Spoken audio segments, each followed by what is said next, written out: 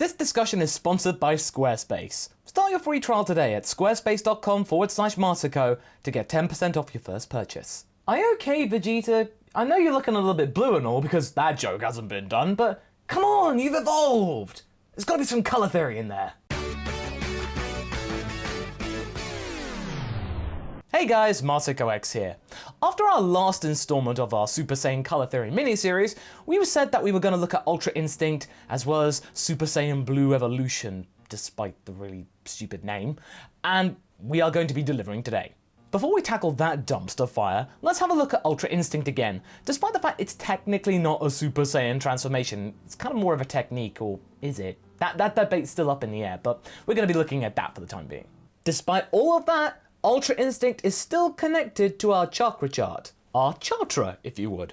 So let's try and find a paradigm that is very well rooted and suited to the real world, or at least real life philosophy. Now some of you might know, or you might remember from the previous Ultra Instinct Colour Theory video, that we believe that Ultra Instinct has something to do with the art of Mushin.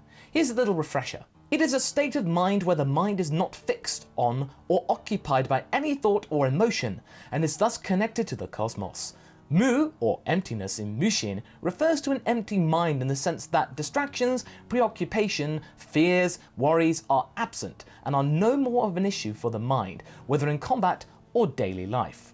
So naturally, there's not really much for Goku to eschew from his mind, if you know what I mean. The quote continues. The concept of Mushin is identical to the Japanese metaphorical expression mizu no kokoro, or the mind like water. This mental attitude refers to a mind that is in total harmony with the cosmos that it resembles, a still pond of water without any ripples, where the surface reflects a clear and perfectly undistorted image of the surroundings, like a mirror. Mushin cannot be grasped by the intellect, it must be experienced. A Mushin mind has no ego and no substance.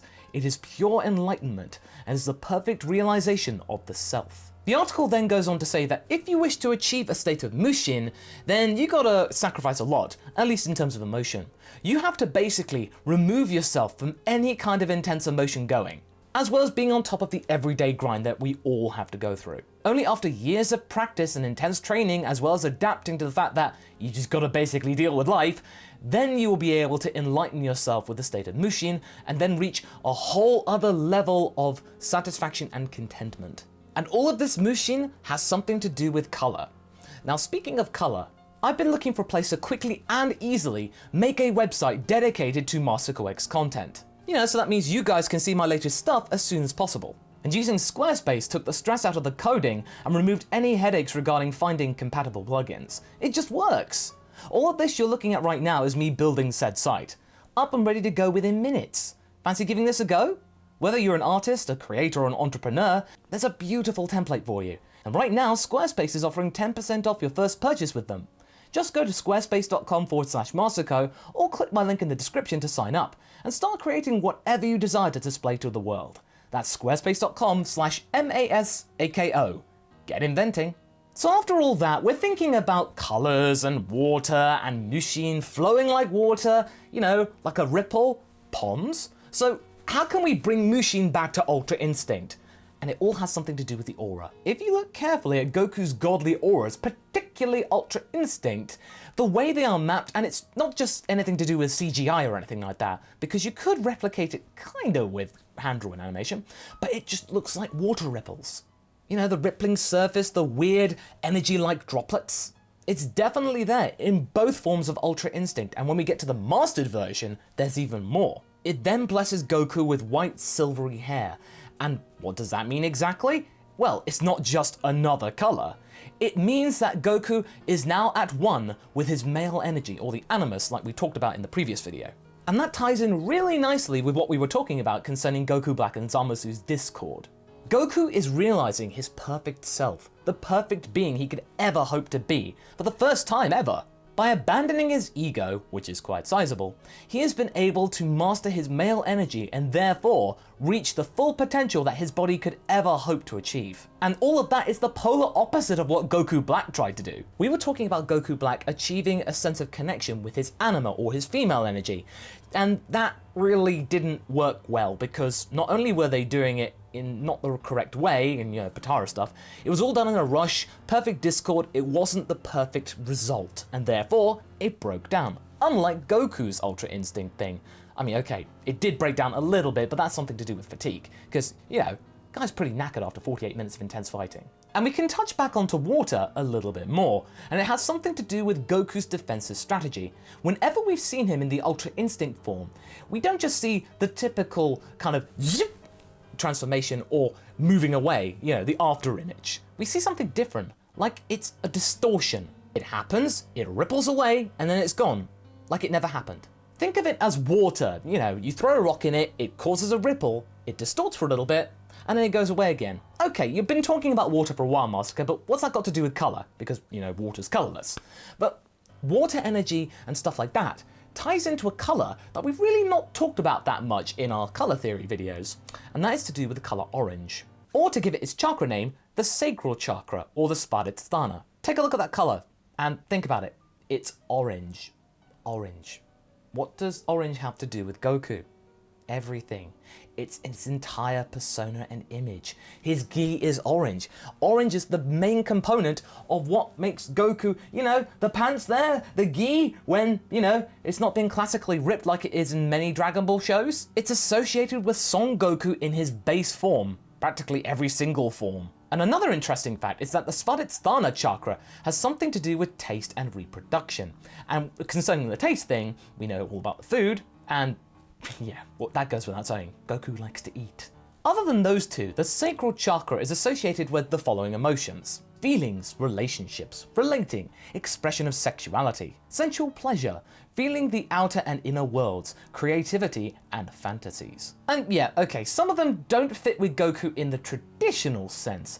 It's a bit open to interpretation. If we can think a little bit more laterally about Goku, it all has to do with his pure heart. And not just that, it's his kinship with his friends and family, his hedonistic desire to eat all the time, his regular contact with King Kai, his creativity whilst fighting, despite the fact he steals many attacks, but when he has the attacks, he's very clever.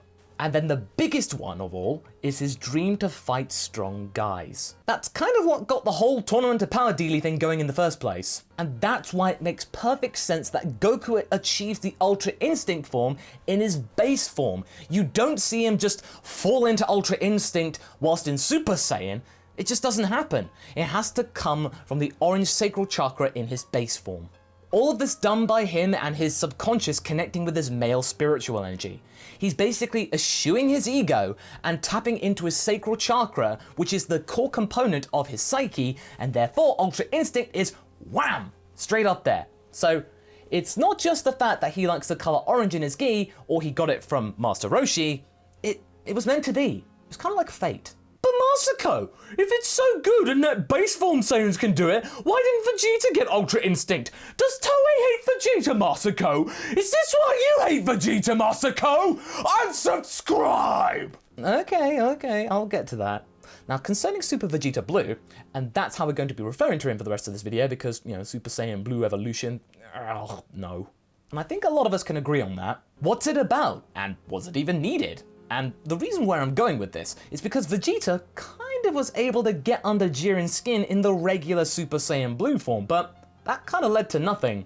In fact, that could have been like a top 10 scrap plot point thing. You can check a link to that in the description and up top, by the way. All it gave Jiren was just a really nasty temporary stomach ache because, oh no, he got me one time. And also the reason why Vegeta would never get Ultra Instinct is exactly what happened here. Vegeta was thinking too much. Yeah, he managed to get a hit on Jiren and showed that he was really tapping into the power and learning, but just that. He was learning. He's too technical. It's a far different method than what Goku uses. He is way more efficient and is learning as he goes along to be able to get stronger, or at least more quick-witted. Less relying on instinct and more on experience. And the last time I checked, there isn't a form called Ultra Experience. He sees through Jiren. He knows what Jiren can do, or at least is beginning to learn, and that is very important to our cause. You see, Goku in Ultra Instinct sees Jiren's moves and just flows around them, whereas Vegeta just sees them and reacts to them. He comes to the same conclusion through his quick wits and immense skill in martial arts.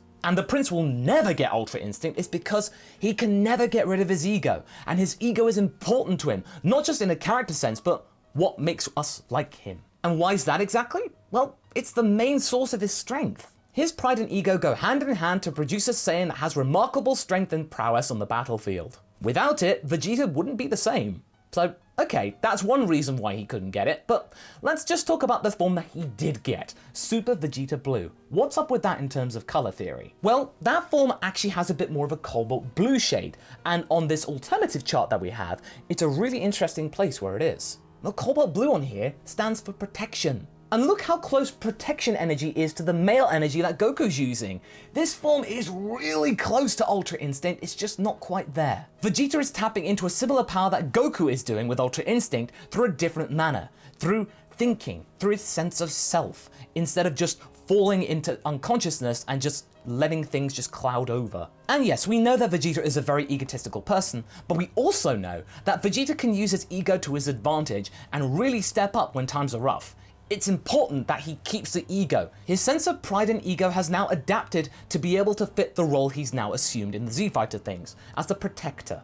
He attack, but he also protect. So therefore, Vegeta is never going to get Ultra Instinct. It just does not suit his fighting style or his personality. And yes, I know, I would have loved a much more grandiose revealing of this power instead of just him going into it with very little fanfare, but yeah, we got what we got. Before he became the true protector, Vegeta was a bitter and nihilistic brat. When it came time for him to let everything go and adapt to a new life, he had to give up everything that he learned. Everything that made him him. But despite all of that, it was neither Protector Vegeta or Ultra Instinct Goku that won the day. And no, I'm not talking about Android 17.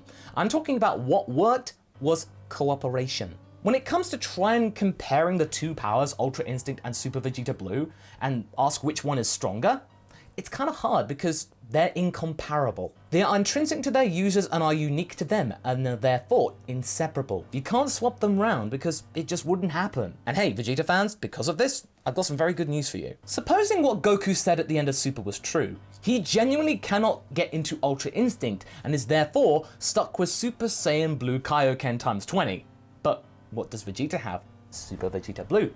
All the time, he just has to think into it. It does mean that, at least for the time being, Vegeta is genuinely ahead in terms of power, because he can do this form all the time, whereas Firecracker Goku here can only do it temporarily. Food for thought there. Good on you, Jeets. So there we go, that's the end of our Super Saiyan Colour Theory adventure. We hope that you enjoyed our little mini-series. We'll probably return to this idea after the movie comes out, so we'll return in 2019 to see if any of that can really add to the colour theory, or if we discover something new altogether. I really think that we're going to see a new Super Saiyan transformation. It's just a given. So what do you guys think? Did you like our exploration through Super Saiyan Chakra? What other subjects in this area would you like us to cover? Leave a comment below and let's get this discussion going. Anyway, I hope you enjoyed this video. Until the next one, be sure to like and subscribe. Catch you later!